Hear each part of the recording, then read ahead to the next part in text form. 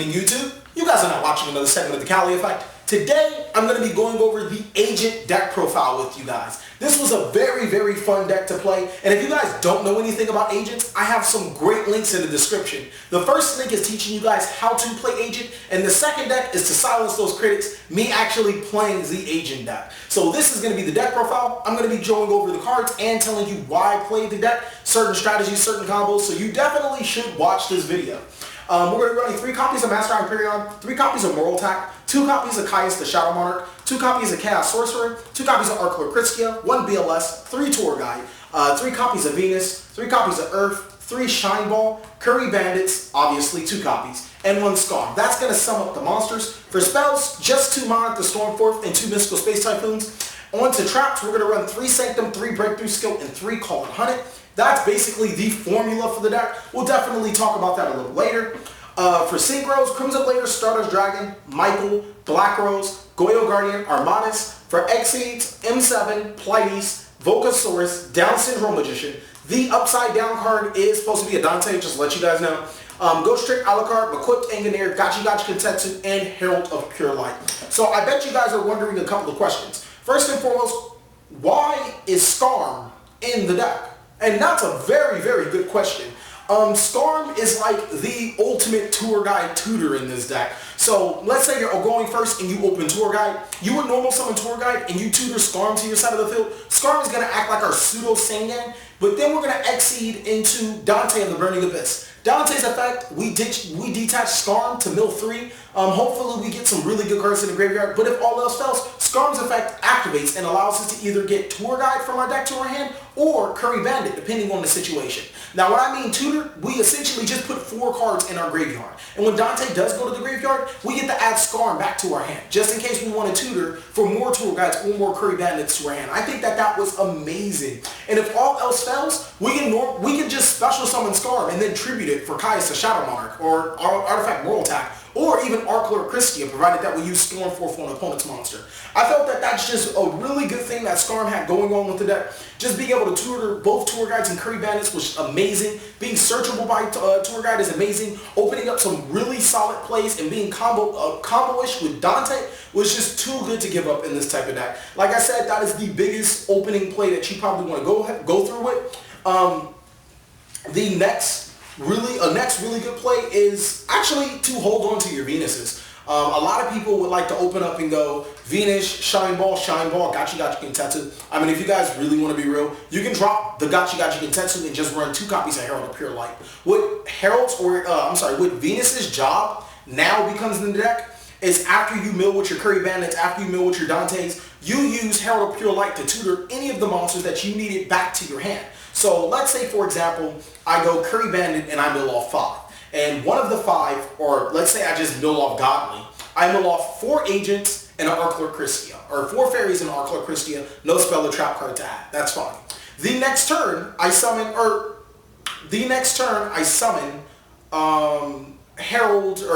we summon Venus to the field. Venus brings out 2 Shine Balls. I'm sorry, I was like completely thinking of something totally different. With those 2 Shine Balls, we make Herald of Pure Light. Now, one will be thinking, TheCaliEffect, you're just going to put 5 other cards in the graveyard, and you could have just gave me a spell or trap with that Kuribandit. No, I'm going to drop a BLS on you, and then I'm going to drop an Archlord Krystia. More often than not, when I do any combination of Archlord Krystia plus another power monster, you win the game. It's nothing else to be said about that. And that's just like a really big power play, I wanted to say, and it all started off with Kuribandit and then going into a Venus play.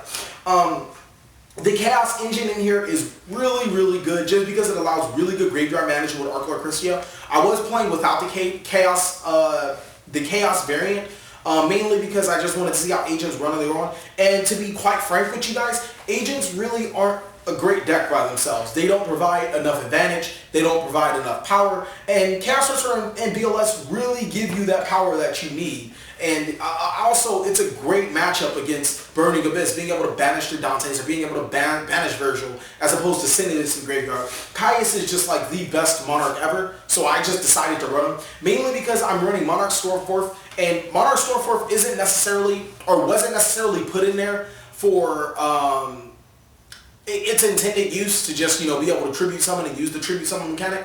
Mara Stormforth is in there because I have a lot of high-level monsters, and I don't want to clog my hands too hard. So more often than not, I open up Moraltach. I contribute my opponent's monster with Monarch Stormforth. Granted, it's not the best of plays, but it allows me to get Moraltach out of my hand, which probably would not happen if I didn't have Monarch Stormforth. And it gets over the opponent monster, which I don't know about you guys. Tributing the opponent monster is deadly in any given time.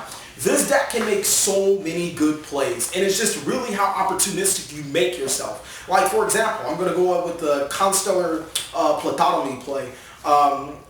It was one game, I special summoned Scarm, tributed for Cauis, TheCaliEffect, banish a card, special summon Chaos Sorcerer. Chaos Sorcerer, banish another monster, go for M7 effect, detach Chaos Sorcerer, add Chaos Sorcerer back, special summon Chaos Sorcerer again, and then banish another card. And like, it's just really, really ignorant plays that you can get with this deck that I can't even stress. Like, it's just so fun to play.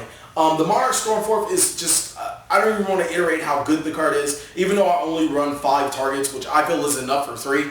But it's amazing. Cauis is amazing. Chaos Sorcerer provides that M7 plays. There's been times where I double Moraltach somebody and then made where I made Constellar Pleiades, then I bounced something and then I made M7. So I felt that that was like the best level 6 monster to run inside the deck. The artifact engine is amazing. A lot of people would rather run like the 2 Sanctum and the Moraltach in there. I tried it out. I'm not a big fan of it. I'm not saying that it's bad. I'm just not really a huge fan of it. The main reason why is because if I draw Moraltach, I already have an immediate use for it. I use it to tribute, maybe if at worst, one of my Shine Balls to summon Moraltach to the field, or, you know, use Monarchs Stormforce to tribute my opponent's monsters. When you add this engine in there, you're almost reliant on setting your Moraltach and either A, waiting for your opponent to be a bad player and Typhoon it, or B, you're waiting on one of these cards to happen to allow you to make a play. And, I mean, it's not 100% bad, but I just didn't feel it was necessary to run all this clog into an engine, a deck that doesn't really draw the most consistent of hands. Anytime you drop Master Hyperion, you more than likely win, because this isn't your first option that you look to, mainly because your agent monsters aren't the best of things to go into first. So, you know, since your agent monsters aren't the best to go into first, they're probably the last to be summoned, which means Hyperion will be the last to be summoned. But that's okay. Free destruction is still fine. Breakthrough skills are at trips because of Winda still being a card. There's a whole bunch of floodgates around that are monster effects, and breakthrough skill just double negate and keep doing what you're doing. I really did not run around Mystical Space Typhoon. If it were up to me, I'd probably just run 3 copies of Monarch Stormforth and then maybe another spell or trap. Mainly because, I mean, I feel that Mystical Space Typhoon is not really as great as it used to. But pendulums are now a thing, so Mystical Space Typhoon has to be a thing. For the extra deck, Michael is amazingly broken. Armades is really good. I rarely go into Goyo. I go into Downerd Magician all the time. MVP of level 3s has to be Dante. Next in line will be Alucard. And then Herald of Pure Light is like the overall MVP just because it allows us to recklessly mill into our graveyard and then add cards to our hand. There's so many ways that this deck can make plays, and that's why I would rate it as a combo-esque type deck that can just make a crap ton of plays, unorthodox plays that the deck aren't necessarily designed for, but it does it so well, and that's what makes this MASH type deck really good. The last card I want to stress before I let you guys go is Crimson Blader. Crimson Blader on his own wins so many matchups, and it's so easy to special summon, or to synchro summon into Crimson Blader at any given time. Cast Sorcerer, banish a monster, normal summon Agent gets Venus, synchro into Crimson Blader, and then run over an opponent's monster. Like, that's like really good. And then Crimson Blader does stop half of the decks out there from doing what they want to do. I mean, if all else fails, you have Stardust Spark Dragon, who I might actually drop in favor of Thought Ruler Archfiend for the Burning Abyss matchup, because the Burning Abyss target in Thought Ruler says hype.